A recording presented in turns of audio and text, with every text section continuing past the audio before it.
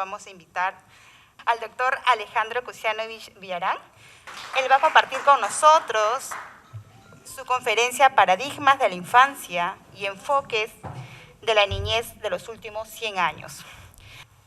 En efecto, para esta primera presentación que han titulado Paradigmas de la Infancia y Enfoques de la Niñez en los últimos 100 años.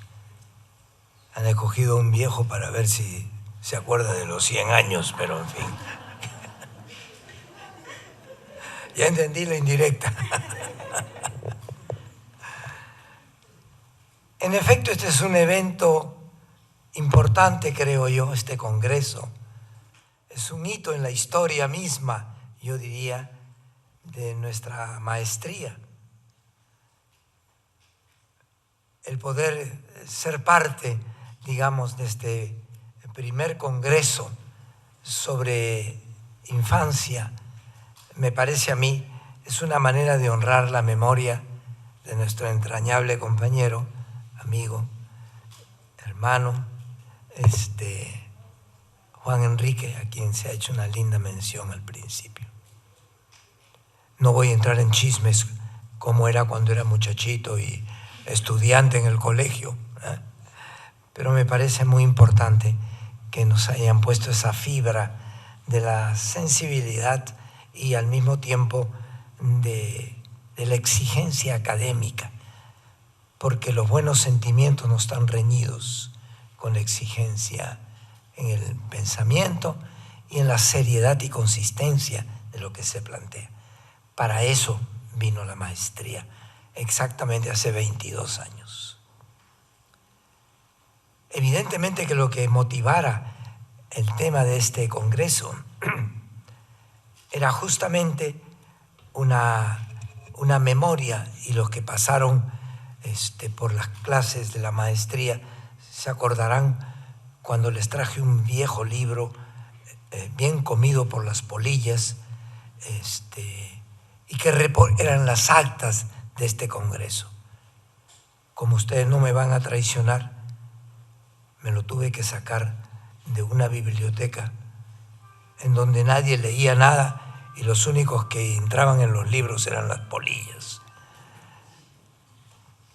Pero creo que sería bueno que lo entregue también, no de dónde lo saqué, sino aquí, a la Biblioteca de San Marcos. Esto es importante porque se han cumplido 100 años en julio de este año que pasó, de este evento. Y yo he tenido que volver a leerlo y estudiarlo para esta celebración. Y reconozco que he cambiado un poco el juicio un poco riguroso que tenía yo sobre estas actas, que parecían que eran del siglo pasado, ¿no es cierto? Pero hay una preocupación de la sociedad peruana de entonces que me parece importante que no se pierda. También tengo mis críticas igualititos sin tocar, pero me parecía importante que en ocasión de estos 100 años no pasara desapercibido el esfuerzo que se hizo hace un siglo en esta sociedad por preguntarse qué pasa con las infancias en este país.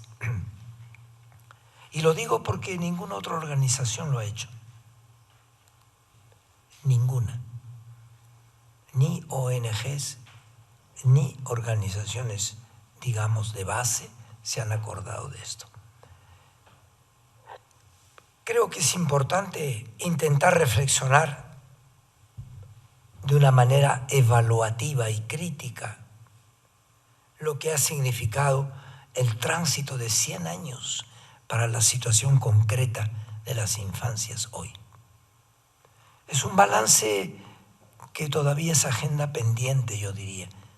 Hay trabajos muy lindos, entre ellos uno de los expositores, nuestro compañero de la primera promoción de la maestría, historiador y profesor en la Villarreal, que retoma muchas cosas interesantes, pero creo que sería importantísimo volver a retomar qué pasó en 100 años, ¿Cuánto maduró eso que nos planteaba Juan Enrique? ¿No es cierto? ¿Cuánto fue siendo real aquello de sentir, pero un sentir que se traduzca y se concrete en acciones, en políticas sociales, pero también en una capacidad de reacción frente a aquello que no camina, que no marcha? Como se nos decía también aquí al principio, poder preguntarse por qué hay una posición rígida que no cambia hasta el día de hoy. En el caso de niños, niñas y adolescentes que en el mundo rural o en el mundo urbano trabajan o tienen que salir aunque estén sin trabajo. Y ahí Juan Enrique acuñó una idea que me parece muy importante. Los chicos en situación de calle son chicos trabajadores sin trabajo. Interesante. Ellos podrán llamarle trabajo a otra cosa, pero ese es ya un problema de lenguaje que podríamos discutir. Yo tengo varios puntos que compartir. ¿Cuánto tiempo hay? 30. Ya me cortan, ¿no? Así la lengua sale. Yo quisiera colocar dos premisas necesarias. Una primera es preguntarnos qué se ha ido entendiendo en el país cuando escuchamos niño, niña, infancia. ¿Qué suscita eso? Por supuesto que desde la etimología infancia quiere decir el que no tiene palabra, el que no habla, el que es incapaz de comunicar. ¿Será así? Pero esto tiene que ver que es que no puede hablar todavía o que lo hemos privado de palabra. Pero hay algo más. ¿De qué palabra estamos hablando? De la que articula sonidos. ¿Acaso no es una manera de hablar cuando la guagua, el niño en la barriga de la mamá la patea, se emociona cuando escucha la voz del padre o cuando escucha la voz de la madre misma? Y creemos que el único lenguaje es el de verbalizar palabras. Por eso que nuestra manera de escuchar está bien reducida. Ni habla. Nos pasa a los maestros en el aula, ¿no? Hay chicos que se portan tan bien porque no hablan, no interrumpen, como si la palabra fuera interrupción, cuando no, una forma de intervenir y de participar. Pero me parecía importante porque infancia los que no tienen voz, pero no es tan exacto, yo diría, porque hay lenguajes corporales, a veces más elocuentes, como hay silencios elocuentes, como hay formas esquivas, y por lo tanto nos parece fundamental lo que se ha ligado a esto de decir el que no habla, el que no tiene palabra. Algunos más buena gente han dicho todavía, ya llegará el momento. Y esto tiene que ver con que esto se ha asimilado a condición de inferioridad. En efecto, entre nosotros solemos decir, el que no llora no mama. Interesante. Porque el llanto finalmente es un lenguaje y un reclamo por el seno de la madre, ¿no es cierto? Bien. Entonces, esta idea de hablar en el lenguaje corporal, en el grito, en las lágrimas, en el retirarse de donde uno está, como para decir no estoy de acuerdo. La infancia, por lo tanto, hoy ha encontrado una sociedad que ha naturalizado esta forma de entender, que hay quienes tienen la palabra acaparada también para decir tonterías, ¿no es cierto? Y aquellos que más reservados o por su propio manejo formalmente menos rico del lenguaje, no logran decir las cosas o articularlas de forma comprensible para quien está en otro lado. Pero es muy importante porque estamos acostumbrados al ruido y no estamos, por lo tanto, acostumbrados a la escucha. Escuchar no es oír. Esto nos lo hemos dicho desde hace mucho tiempo, pero es importante. El oír es un acto meramente del tímpano que se mueve y vibra. Escuchar es una actitud de espíritu. Es una manera de ser, de estar siendo, de ubicarse frente al otro. Es como cuando el niño le dice a la mamá, no me estás escuchando, mamá. Hijito, sigue, estoy lavando platos, te estoy oyendo, pero no me estás escuchando. Lindo. ¿Qué quiere decir? Tu mirada no está en mí. Tu atención no está puesta en mí. Tú sigues haciendo lo tuyo, es como si me graba simplemente. Pero eso es registrar, no es escuchar. Y por lo tanto somos sociedades donde el que no hace ruido parece que nunca va a ser tomado en cuenta. Y no el que es escuchado. Lo que nos dijo aquí la compañera Esmeralda era importante. Hemos hablado y a la hora de los loros, nada de lo que hemos conversado y discutido ha sido tomado en cuenta. Bueno, de repente porque no eran cosas muy consistentes. Así pasa.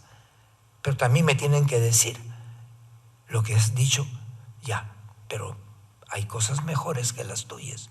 Y es normal en la vida, ¿no es cierto?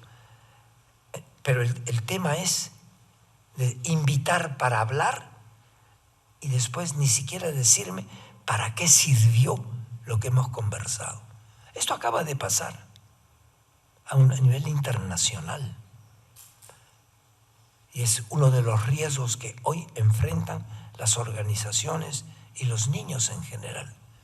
Porque el derecho a decir, a hablar y a participar está consagrado, ¿no es cierto? Entre comillas. Pero ha sido cooptado y reformulado. La estrategia del imperio, decía Aníbal Quijano, es la ocupación de las conciencias de los imaginarios y la reformulación de los conceptos. Esto acaba de suceder en la última conferencia de la Organización Internacional del Trabajo, para que no digan que están más atrasados que la piedra de molino. Han invitado a chicos del mundo a un foro previo. También fueron los niños, niñas y adolescentes trabajadores. Nada de lo que plantearon, ni siquiera ha movido un ápice la manera de pensar, de sentir, ni siquiera para decir algo nos interpela. No, era para evitar la crítica, de excluir a quienes tienen derecho, después de 33 años de convención, a decir su palabra. Y decirla y que haya quien lo escucha. Y hay también la necesidad de quien la critica y quien la rechaza. Eso no es problema. Pero no decir, hemos quedado bien. Tuvieron el foro previo. ¿Para qué sirvió? Me tienen que decir que mi palabra no ha servido. Es un aprendizaje, no es un insulto. Entonces, es importantísimo tener una voz reconocida. Porque, ¿saben? Esto equivale a existir para sí mismo, porque existo para otros. El que no existe para otros, no existe para sí mismo. Duro, pero es así. Si nadie de nosotros y nosotras es significativo para alguien, tampoco soy significativo para mí mismo. Esto es un punto que me parecía importante porque tiene que ver con algo que es central para poder crecer en condición humana. Pero no hay solamente que entendemos por infancias. Me parece que ha hecho muy bien este evento en colocar el plural, porque no existe una infancia. Existen distintas maneras de ir siendo gente, de ir siendo niño, de ir siendo joven, etc.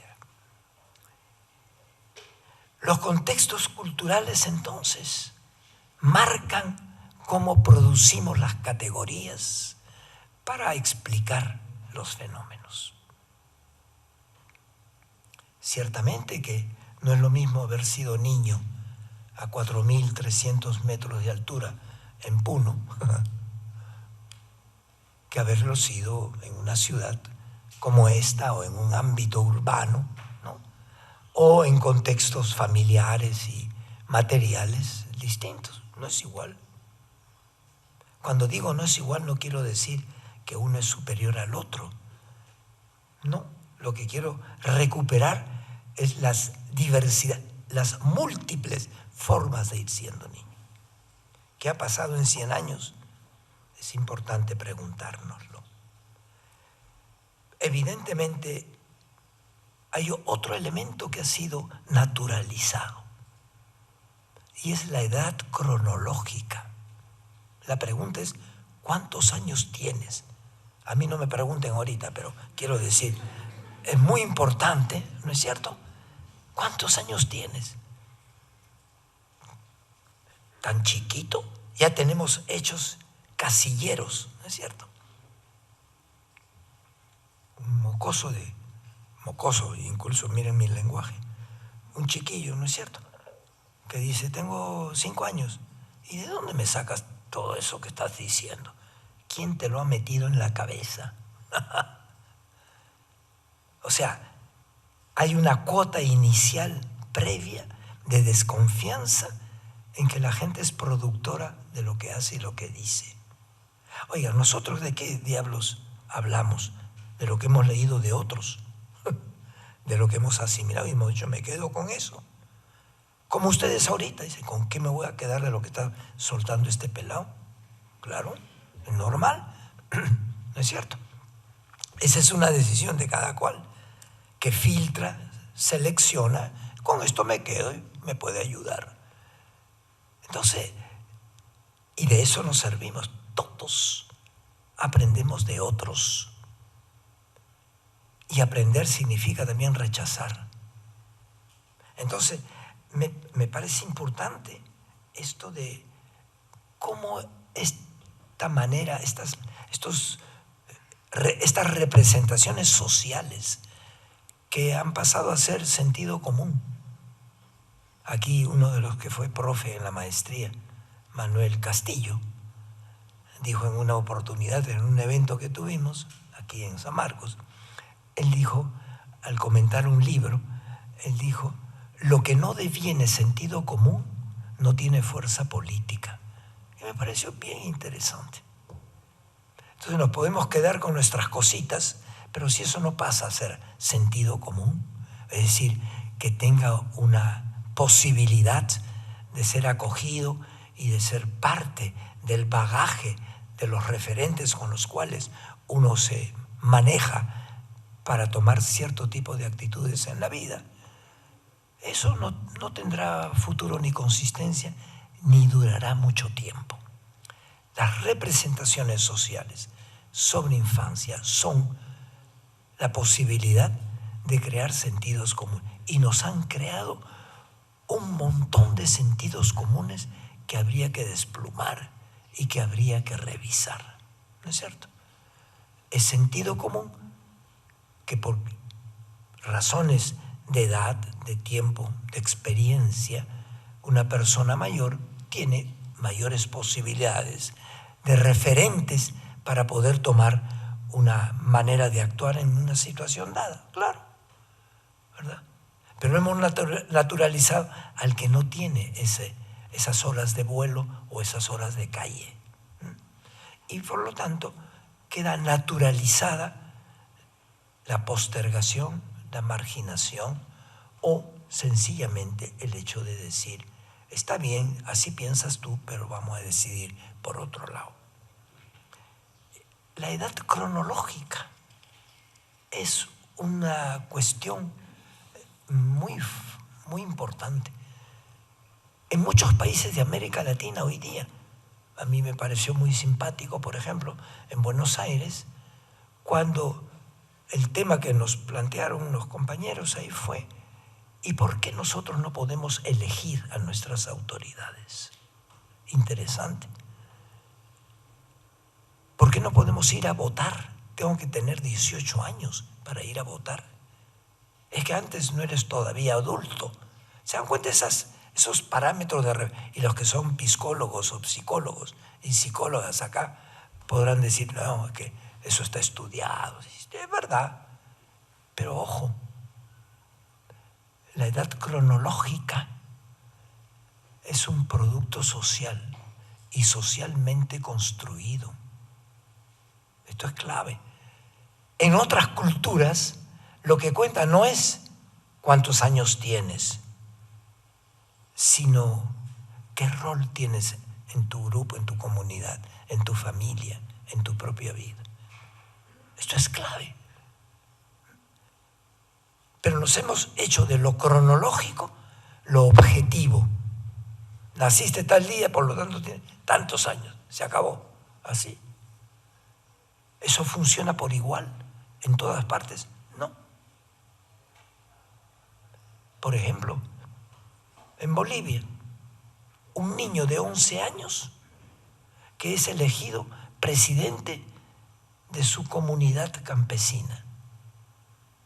Eso está escrito en las alturas de Cochabamba, lindo sitio entre paréntesis. 11 años puede ser presidente de la comunidad. Nos choca, claro. Yo no habría querido tenerlo en el aula a ese niño, porque viene con una experiencia de la grandísima. Pero que ahí hay otro concepto. A quien elijo no es el que tiene que hacer la cuestión. Elegir a alguien es una responsabilidad. ¿Cómo me comprometo con la persona a la que he elegido? En cambio, ahora dejamos sueltos a los que se llaman ahora congresistas de la República, ¿no? Y además dicen, el pueblo me eligió. Ya. ¿Cuál pueblo? Dice alguien, ¿no? O sea, el tema me parece fundamental para poder entender por qué se mantienen encasilladas en nuestra mente y en nuestros reflejos ciertas concepciones de eso que llamamos niño, niña, ir siendo niño o niña. La edad social cambia. Hay familias en que niños o niñas han sido solicitados, ¿no es cierto?, a cumplir ciertos roles y han crecido y han desarrollado de otra. ¿Podemos abusar de esto? Sí. Los humanos somos capaces de ser canallas o tan buena gente que nos bailan en la cabeza. Pero me parecía clave esto de romper con la idea, y este es un paradigma que no ha desaparecido, es el paradigma de la propiedad de los niños y niñas por parte de sus progenitores. Mi hijo, mi hija, es verdad, pero al mismo tiempo el sentido de propiedad. Con mis hijos no te metas, a carimba. En otras partes no es así, en otras culturas. Por ejemplo, en Puno, concretamente, cuando durante el conflicto armado murieron 7, 8 personas mayores, se quedaron 32 niños en lo que aquí llamamos huérfanos. Esta anécdota me la pueden haber escuchado en clase ya. Y la esposa del entonces presidente se fue en el avión, ¿no?, hasta allá, para traer a los niños a Ancón. Me fregó porque yo he nacido ahí, pero no importa. Traerlos ahí para que se olviden de lo que han vivido, de la matanza de sus padres. Y la comunidad saltó. Las mujeres de la comunidad dijeron: aquí no hay ningún niño huérfano, son nuestros, son de la comunidad. Es otra mirada. Y no dejaron que ningún niño se lo trajeran a Lima. Dijo: no, nosotros cuidamos de ellos. El sentido de pertenencia a la colectividad, a la comunidad. Entonces, esta mirada no basta, esto de la edad. Y la edad es un permanente problema en el campo legal frente a cierto tipo de problemas. Por ejemplo, permisos, sea para viajar, sea para trabajar. Que hay maldades y que hay abusos, nadie se va a tapar los ojos. Pero, ¿cómo funciona eso? A mí me sorprendió, por ejemplo, muy positivamente, cómo en Ecuador, y esto lo hizo UNICEF, hacían un ejercicio de elecciones con 400,000 niños de las escuelas. ¿Por quién votarías? En elecciones a presidente, a congresistas, etc. Lindo. Claro, no tiene peso, no van a traer a la OEA para decir que han metido trampa, pero me parecía interesante ese ejercicio. Conversando con los compañeros de México, me dicen: Alejandro, desde 1997 hacemos siempre elecciones con los niños y con las niñas. 7 millones de niños y niñas hacen el ejercicio. Uno podrá decir: eso es simbólico. Simbólico, pues tiene bólico, ¿sabes? Quiero decir, tiene capacidad de decir: esto es lo que pensamos. Que después sea o no computado eso para la elección de la autoridad es otro cuento, podemos discutirlo, pero me parecía interesante. 7 millones de criaturas. ¿Se hizo en el Perú algo parecido alguna vez? Y desde tanto tiempo. Entonces, miren, la edad cronológica funciona como un mecanismo de protección, pero también de inhibición, yo diría, de muchos aspectos en la vida de las criaturas. Me fregué. Bueno, entonces tengo que saltar al ¿qué vamos a hacer? Me parecía fundamental también tener en cuenta ¿qué entendemos por paradigma? Porque hablamos de paradigma, lo paradigmático. El paradigma es un deseo, y no por eso menos importante. Nuestros deseos son los que movilizan nuestras energías. Por eso tenía razón Quijano cuando decía: la estrategia del imperio es la ocupación de las conciencias y de las sensibilidades, claro. Porque si se captura eso, entonces podemos movilizarnos, ¿no es cierto? La captura de la subjetividad como una captura del sentido y de la significación de las cosas. Una necesidad sentida, aunque no sea real. ¿Cuántas necesidades sentidas tenemos, pero que no son fundamentales para la vida? Toda la sociedad mediatizada y además con todo el aparato comunicacional hoy día nos vende necesidades que son sentidas, aunque no sean reales y fundamentales para poder seguir siendo humanos y humanas. Es decir, el paradigma puede expresar una verdad, pero es una verdad siempre abierta. Es decir, no es un dogma, es una hipótesis, vamos a llamarlo así, ¿ah? o lo que podríamos llamar, no puede terminar siendo una doctrina. ¿Qué es lo que nos decía Morin Mohan? Él decía una cosa interesante: el paradigma es un pensamiento oculto. No se pone sobre el tapete en el sentido de que voy a hacer esto. No, guía, sostiene. Y por lo tanto es antidogmático, antidoctrinero. Es una posibilidad, pero que le da sentido a la vida de uno. Por lo tanto, hay eso que Zimmerman, el sociólogo chileno que murió ya hace 2 años o 1 año, él decía los posibles inéditos. Estamos buscando posibles inéditos. Ese es un paradigma.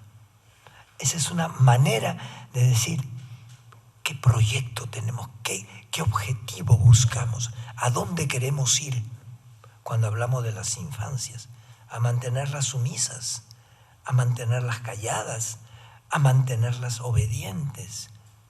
O lo que queremos es que puedan formarse un criterio propio, que puedan tener capacidad, lo dice también Zimmerman, de hacer discursos con sujeto, porque hay discursos sin sujeto.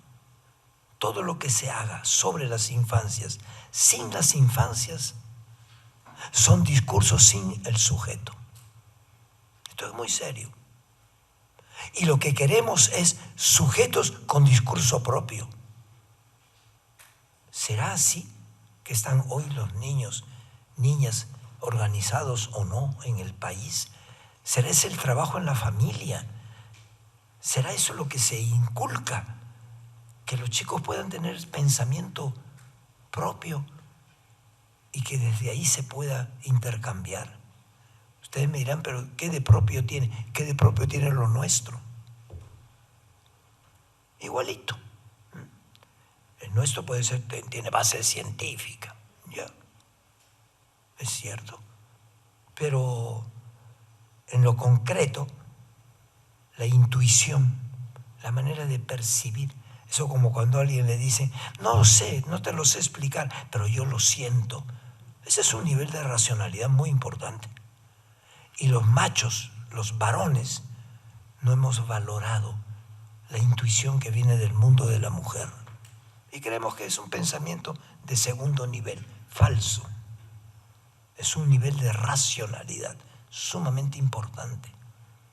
Creo, por lo tanto, que el paradigma colonizador moderno occidental es un paradigma que nos moldea hacia la minoridad humana. Y los niños han caído, los hemos metido en esto de una forma directa, brutal, en la que incluso hacemos consistir las buenas pautas de crianza de los pequeños y de las pequeñas. Ya. Yo paso entonces a la conclusión. No queda otra, mujer. Pero está bien. Así vale. Yo creo que hay 4 puntos que quisiera recordar, que son expresiones utilizadas por los chicos organizados desde hace tanto tiempo en este país. Somos interlocutores válidos. Tomemos peso de esto. Y lo dice. Todos somos interlocutores válidos de lo que vivimos y sentimos. No lo siente el otro. Cómo yo dé cuenta de lo que siento es otro problema. Segundo, los chicos hoy dicen, nosotros también, en particular después del conflicto armado, nos dicen algo que me parece importante. Somos co-constructores de paz. No queremos broncas ni en la casa, ni en el barrio, ni en la sociedad. No. Somos constructores de paz. Tercero, esto es lindo que con los chicos, por ejemplo, en Iquitos, ¿no?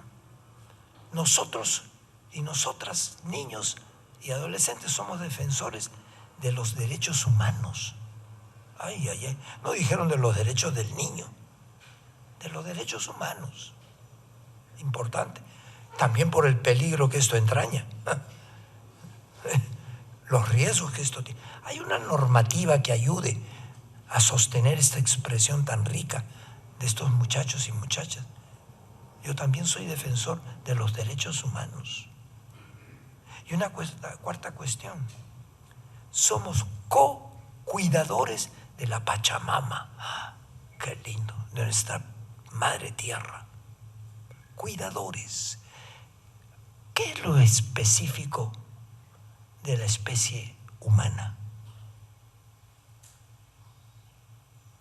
Ser la especie que cuida. Ese es el corazón de la condición humana. Cuidar. Por eso tiene razón cuando Esmeralda nos dijo, nada sobre nosotros sin nosotros.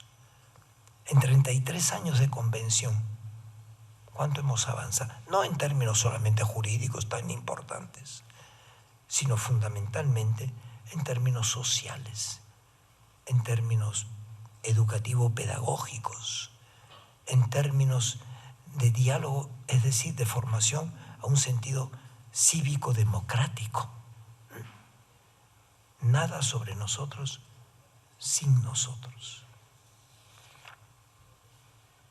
¿Tú dirás? Muchas gracias, Alejandro. En realidad,